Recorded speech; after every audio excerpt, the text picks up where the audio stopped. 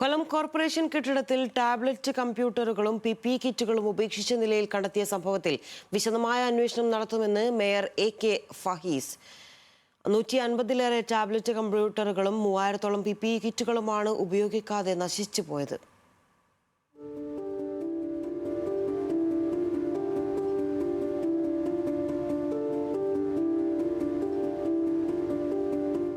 കൊല്ലം corporation ഓഫീസിന്റെ പ്രവേശന കവാടത്തിന് സമീപമുള്ള ഫീഡിംഗ് മുറിയിലാണ് 200-ഓളം ടാബ്ലറ്റ് കമ്പ്യൂട്ടറുകൾ ഉപേക്ഷിച്ച നിലയിൽ കണ്ടെത്തിയത്. ഇവയിൽ ചിലത് ഇന്നും തുറക്കാത്ത പാക്കറ്റുകളാണുള്ളത്. മറ്റു ചിലത് ഉപയോഗിച്ച ശേഷം ഉപേക്ഷിച്ച നിലയിലുമാണ്. ഭാരത് ഇലക്ട്രോണിക്സ് ലിമിറ്റഡ് നിർമ്മിച്ച ടാബുകളാണിവ. 2011-ലെ സെൻസസ് പ്രവർത്തനങ്ങൾക്കായി എത്തിച്ച ഉപകരണങ്ങളാകാമെന്നാണ് പ്രാഥമിക വിലയിരുത്തൽ. ഇതോടൊപ്പം കോർപ്പറേഷന്റെ കുടുംബശ്രീ കെട്ടിടത്തിന് സമീപത്തെ പടിക്കെട്ടിന് താഴെയായി ഏകദേശം 3000-ഓളം PPE കിറ്റുകളും ഉപയോഗിക്കാതെ കിടക്കുന്നതായി കണ്ടെത്തി. കോവിഡ് കാലത്ത് ഉപയോഗിക്കാനായി വാങ്ങിയതോ ലഭിച്ചതോ ആയ കിറ്റുകളാണെന്നാണ് സൂചന.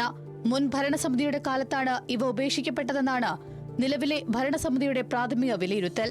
പല പ്രാവശ്യം ഉദ്യോഗസ്ഥന്മാർക്ക് നിർദ്ദേശം കൊടുത്താണ് ഈ ഫീഡിംഗ് റൂം ഒന്ന് വൃത്തിയാക്കണം. അതുകൊണ്ട് 2-3 ദിവസത്തിനകം ഈ ഫീഡിംഗ് റൂം വൃത്തിയാക്കണം എന്നൊരു നിർദ്ദേശം കൊടുത്തിരുന്നു. അത് തൊഴിലാളികൾ നിന്ന് വൃത്തിയാക്കുക. ഇതിനകത്ത് കുറേ കമ്പ്യൂട്ടർ, ആ ഭാഷയാണ് പറഞ്ഞത്, കുറേ കമ്പ്യൂട്ടർ സാധനം കിട്ടി. അപ്പോൾ നോക്കിയപ്പോൾ ഇത് പേഴ്സണൽ ടാബ്ലറ്റ് PC എന്നെഴുതിയിരിക്കുക. ഏകദേശം 1 കോടി രൂപയുടെ സാധനമാണ് ഇവിടെ ഇട്ട് അശ്രദ്ധ കൊണ്ട് മാത്രം നശിച്ചു പോയത്. അതുപോലെ തന്നെയാണ് PPE കിറ്റ്.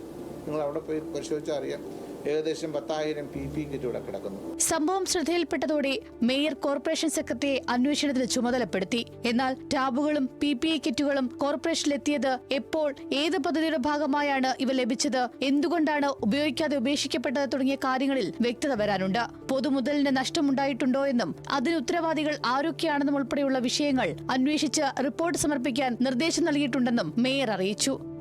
ന്യൂസ് മലയാളം, കൊല്ലം.